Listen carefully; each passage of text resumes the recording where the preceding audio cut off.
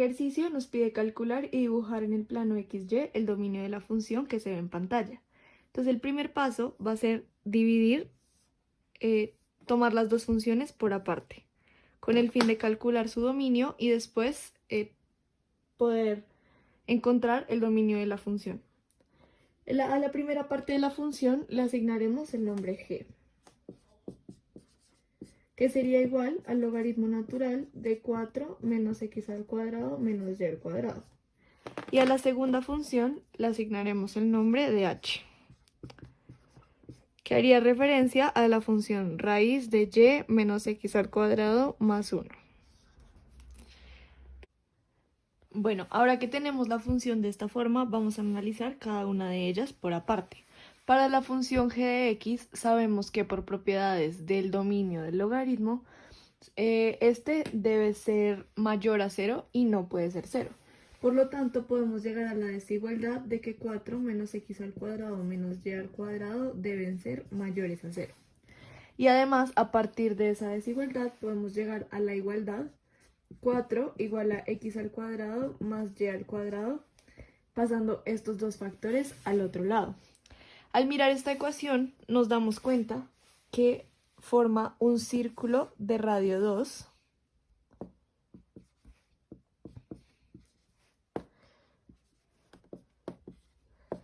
algo así.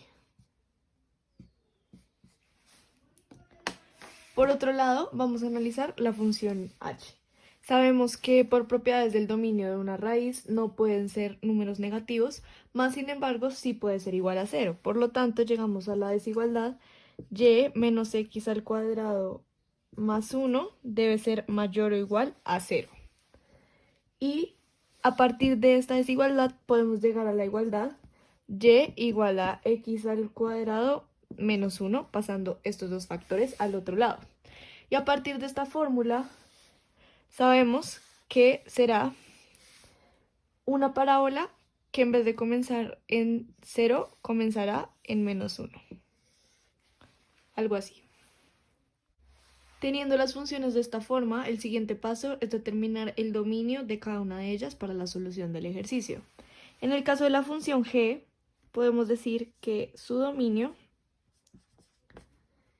sería igual a x y y pertenecientes a r cuadrado y a su vez pertenecientes a la circunferencia x al cuadrado más y al cuadrado menor a 4. Y por otro lado, el dominio de esta función que tenemos a este lado, que denominamos h, sería igual a x y y pertenecientes a los números reales al cuadrado y a su vez pertenecientes a y mayor o igual x al cuadrado menos 1.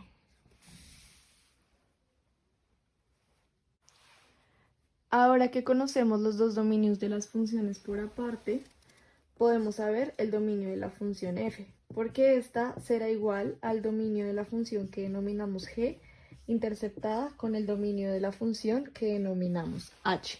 Por lo tanto, el dominio de la función f será igual a x y y pertenecientes a r cuadrado y pertenecientes a su vez a x al cuadrado más y al cuadrado menor a 4 y a y mayor o igual x al cuadrado menos 1. Además de eso, también podemos graficarlo. La parábola y la intersección con el círculo. Sería esta región de acá. Y con el fin de hacer nuestra gráfica más exacta, debemos borrar las partes que no se van a utilizar. Además, nos indican el dominio, pues nos incluye el número 4 para la función que representaba el círculo. Por lo tanto, este segmento del dominio es una línea punteada. Bueno, en este video les voy a explicar el ejercicio 3D del taller de la semana 1. El ejercicio es el que está indicado en la parte superior. Bueno, para empezar, lo que tenemos que identificar es que, según por definición, podemos separar la función en dos partes y su dominio total será la intersección de ambos dominios por separado. Puesto ya la ecuación de las dos funciones que están por separado, teniendo en cuenta que podemos dividir la raíz en el cociente. Entonces, para la primera parte tenemos que tener en cuenta que la raíz cuadrada no puede tener números negativos en su interior, por lo que tendría que ser mayor o tendrá que ser mayor o igual a 0. Por el otro lado, en la otra función, tenemos que está por debajo del cociente. Entonces, ya tendríamos dos restricciones. No podría ser menor a 0 y no podría ser negativo. Entonces, por esto tenemos que decir que la desigualdad tiene que ser mayor a 0. Entonces, en el caso de la primera función, lo que haríamos sería completar los cuadrados para reescribir la función de una manera mejor para expresarla en el dominio. Entonces, tendríamos que x cuadrado menos x más y cuadrado sería mayor o igual a 0. Completamos cuadrados de esta manera. Teniendo en cuenta esto, decimos que para completar los cuadrados, este tiene que estar a la mitad y elevado al cuadrado, lo que nos da un valor de más un cuarto. Y se le suma la y al cuadrado y se pone la desigualdad. Se resuelve el binomio cuadrado perfecto más y cuadrado mayor o igual. Como nosotros sumamos el más un cuarto en esta parte de la desigualdad, tenemos que hacer lo mismo en la otra parte. Por lo que en este lado nos quedaría 1 sobre 4. En el caso de la otra función tenemos un caso similar, análogo a lo que ya habíamos hecho para la función 1. Lo primero que vamos a hacer va a ser multiplicar toda la desigualdad por menos 1 para tenerlo en términos mucho más agradables para la vista. Acuérdense que cuando uno multiplica una desigualdad por un negativo, la desigualdad cambia de posición. Seguimos el mismo proceso de completar los cuadrados. Ahora escribimos mejor la desigualdad. Como habíamos sumado anteriormente a esta parte un 1, tendremos que hacerlo de igual forma a este lado. Y así nos quedarían expresadas los dos dominios que tenemos que tener en cuenta para hacer el dominio total en la intersección. Ya teniendo los dos dominios que sacamos de las dos funciones, respectivamente la g y la h, va a ser muy importante graficar las dos ecuaciones, ya que estas nos ayudarán a saber qué forma geométrica se representan en el espacio R2.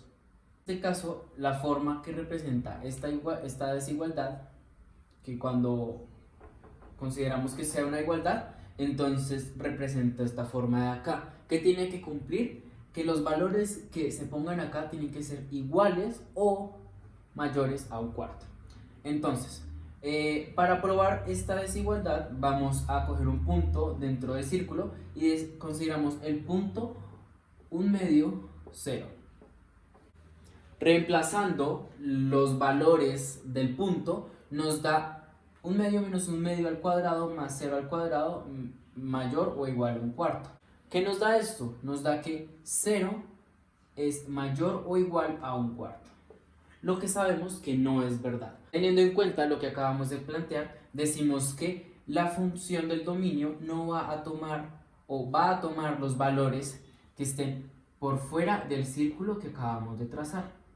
Para la otra ecuación es algo muy similar y decimos que esta ecuación, cuando se reemplace en un punto, tiene que cumplir esta condición, que tiene que ser menor a 1. Ya habiendo reemplazado los valores en la ecuación, nos da un resultado de que 5 es menor a 1. Sabemos que eso no es verdad. Eso quiere decir que el dominio no tomará los valores de afuera, sino tomará los valores que están adentro de este círculo. Esta parte tiene una peculiaridad porque decimos que no puede ser igual a 1 tampoco. Tiene que ser estrictamente menor que 1. Eso quiere decir que si llegásemos a tomar un punto dentro de la curva que encierra el círculo, ese punto no se tomará. Entonces lo que hacemos es trazar como una línea punteada para indicar que este dominio de la curva que va del círculo no se estará tomando. Finalmente, es muy importante tener en cuenta cómo se escribe el dominio. Entonces, el dominio de la función f se expresaría tal que la pareja ordenada de x y y pertenece a los reales en R2, tal que el primer dominio que sacamos intersectado y el segundo dominio que correspondería a este. Para tener una mayor idea de cuáles estoy tomando, entonces el subrayado en naranja correspondería a este dominio de acá, que sería a su vez el dominio que está encerrado dentro de este círculo. Todo lo que comprende a lo que nos quiere decir ese círculo, que sería que no está tomando los valores que sean menores o iguales a 1/4.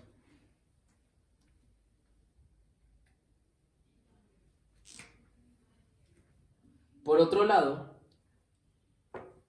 la parte que está subrayada en rojo, que corresponde a esta desigualdad, nos está diciendo que no tomaría los valores que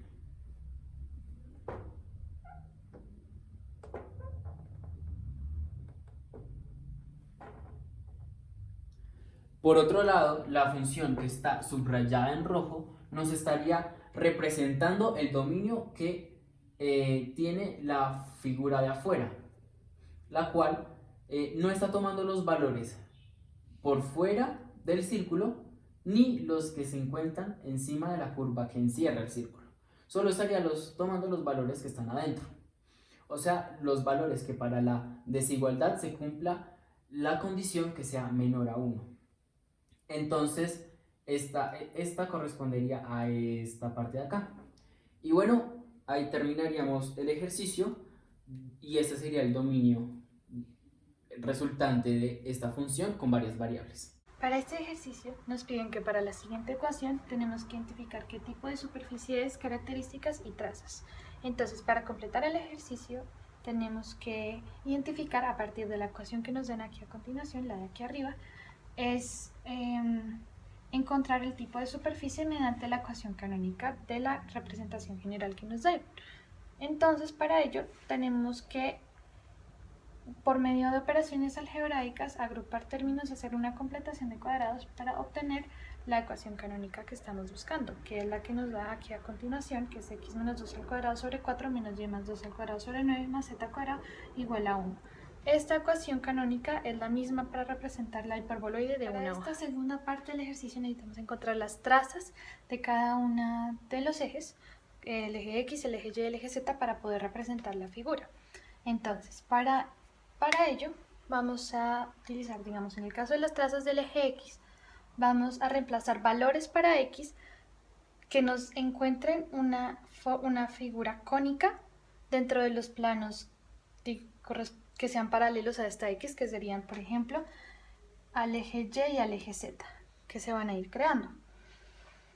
Entonces, para las trazas, ese para el caso de las trazas en X. Para el caso de las trazas en Y vamos a utilizar entonces los ejes paralelos de X y Z, y para el caso de Z el eje X y el eje Y. Entonces, para las trazas en X vamos a hacer varios valores que nos puedan contar o nos puedan decir cuál va a ser entonces la forma de esta traza.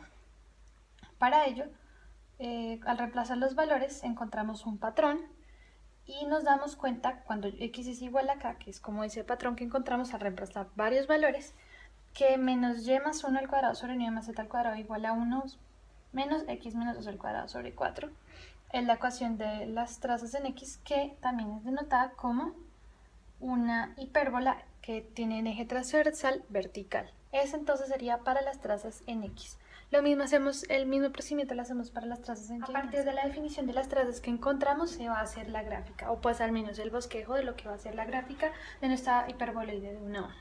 Entonces, para empezar vamos a trazar la gráfica de la elipse porque va a ser un poco más sencilla y más amigable para nosotros graficarla en un plano 3D.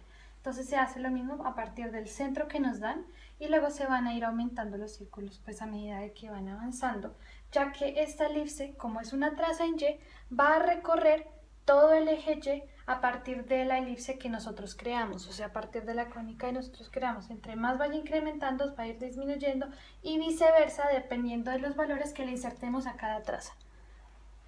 Eso para la elipse. Y pues vas a aplicar, digamos, para el caso de las hipérbolas, para cada una de las casas, para que nos quede esta figura. Para finalizar vamos a hacer una apreciación y una comparación respecto a lo que podemos encontrar en GeoGebra y a lo que realizamos en nuestro eje de coordenadas manual. Entonces GeoGebra nos va a mostrar de manera mucho más específica cada una de las trazas realizadas dentro de la figura. Entonces para las rosadas vamos a obtener las que están respecto al eje X, que son todas estas, por eso están desplazadas así, las que están verdes, o sea las elipses respecto al eje Y, y las azules que están respecto al eje Z, que están así, para así formar la figura en total que está subrayada de color rojo, que es muy similar o es la misma hiperboloide de una hoja encontrada de manera manual, entonces esto está comprobado. Además podemos decir que el centro es 2 menos 1 y 0 a partir de la ecuación canónica de la hiperboloide, debido a que los valores que acompañan a X, a Y y a Z, en el caso de Z no hay ninguno, van a ser respectivamente el centro de cada uno. Si este es menos H, este es menos H, este es menos K y este es, no sé, menos S, entonces cada uno de los valores va a señalar el punto del centro.